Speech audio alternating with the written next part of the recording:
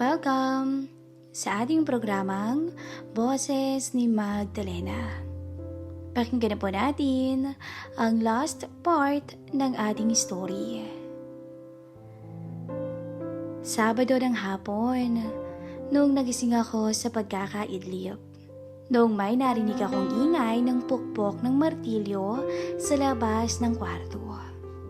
"O Dan, ikaw pala," sabi ni Mang Joseph nung lumabas ako ng silid.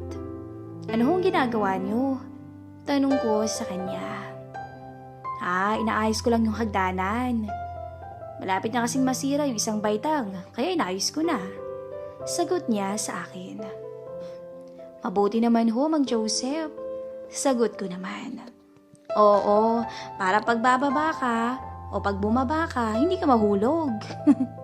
Ang biro nito sa akin at nakita ko ang gagamitan niya.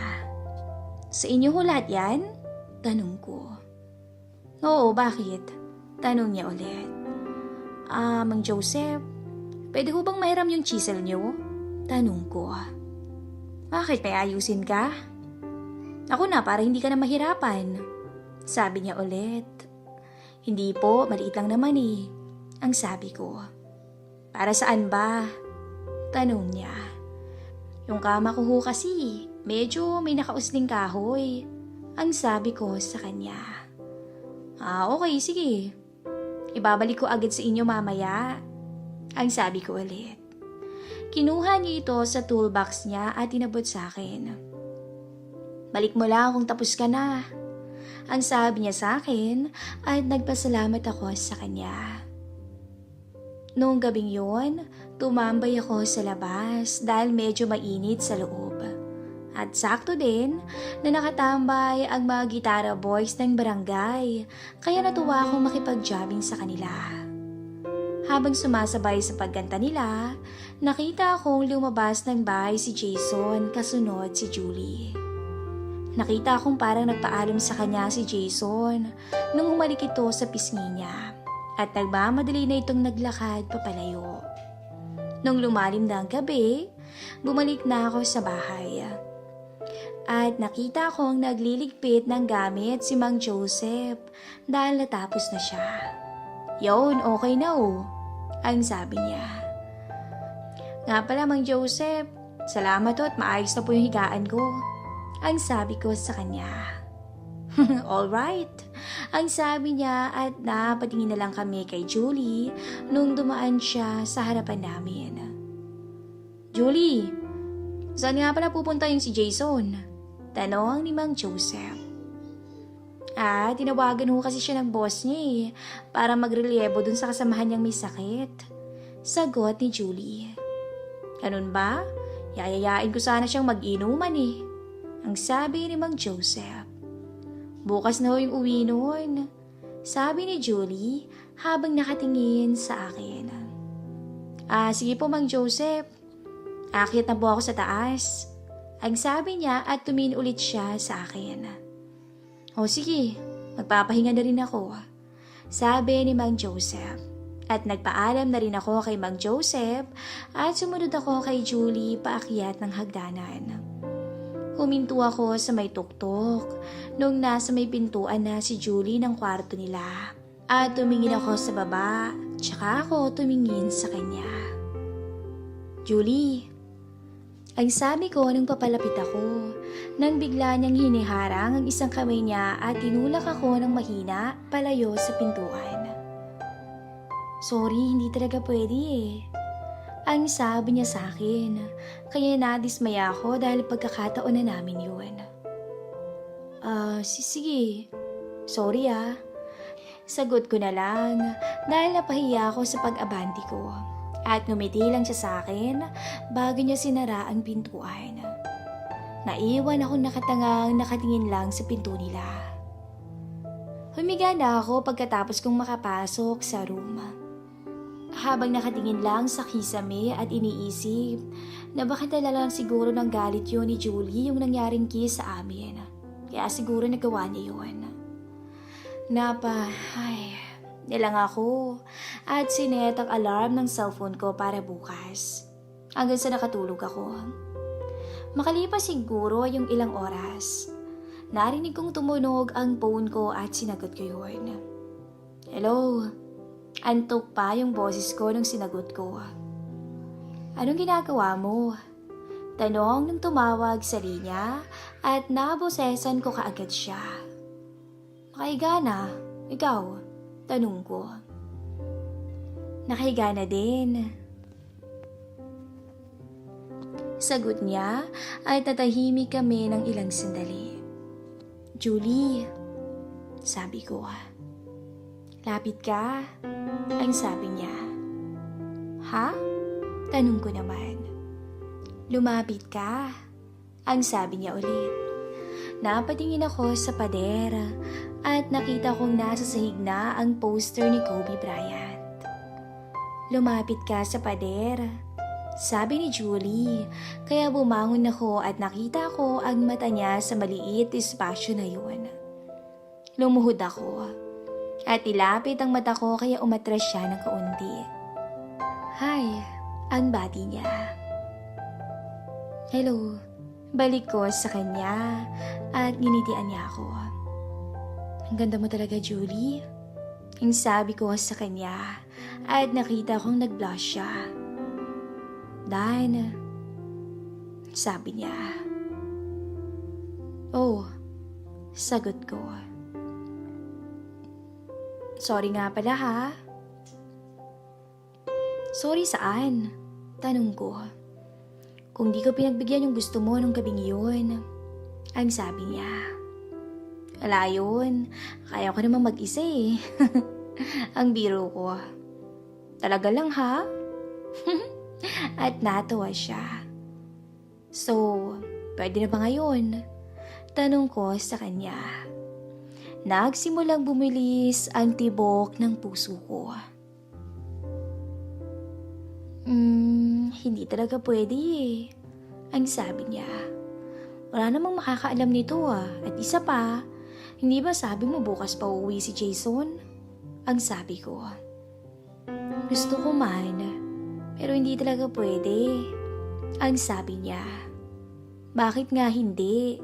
Isang tawid ko lang sa silid mo. O dito tayo sa room ko. Magagawa na natin. Ang sabi ko sa kanya. Ayoko. Natatakot ako. Baka may makakita sa akin na umalis ako dito at pumunta ako dyan. Rason niya. Hindi nga malalaman ni Jason ni Promise. Ang sabi ko ulit sa kanya. Sorry talaga. Hanggang ganito na lang siguro tayo, Dan. Sorry ah.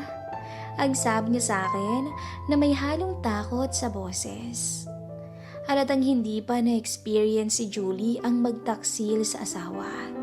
Kaya kabado siya at umaayaw sa pamimilit ko sa kanya. Hanggang ganito na lang tayo? Ayaw mo ba sa akin? Tanong ko sa kanya. Gusto ko pero ayaw kong umalis dito. Ang sabi niya. Kung ganun, hindi mo kailangang umalis yan, Julie. Ang sabi ko sa kanya na ikinatigil niya. Anong ibig mong sabihin? Takang tanong niya.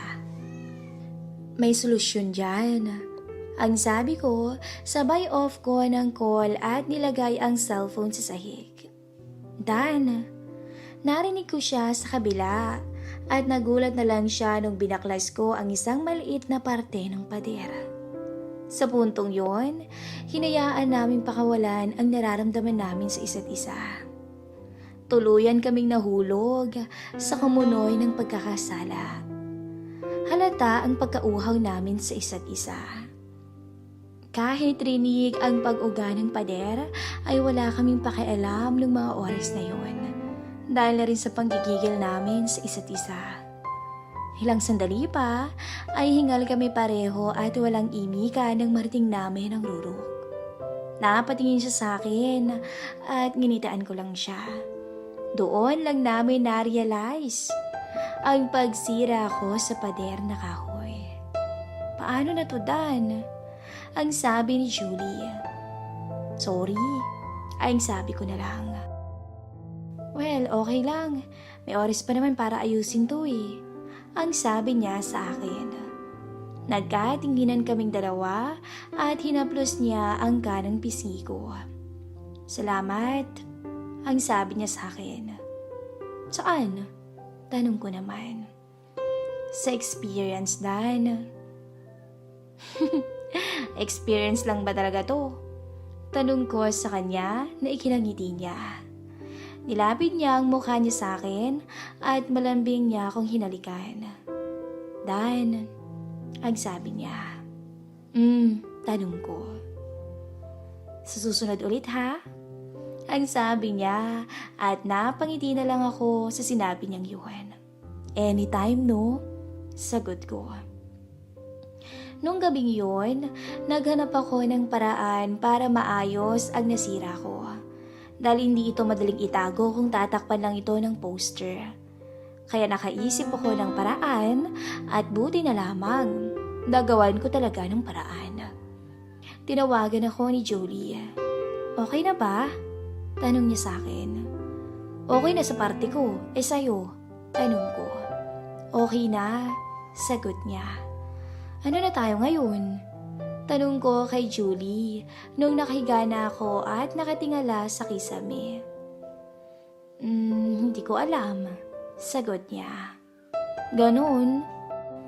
Alam mo may asawa na ako, Dan. Ang sabi niya ulit. Alam ko, kinukulit lang kita. Ang sabi ko sa kanya. Nainis naman siya pero tumawa na rin siya. Kailan ulit? Tanong ko sa kanya. Natahimik na lang siya at narinig ko ang katok sa pinto ko. Binuksan ko yon at nakita si Julie na nakapantulog at binaba ang po niya.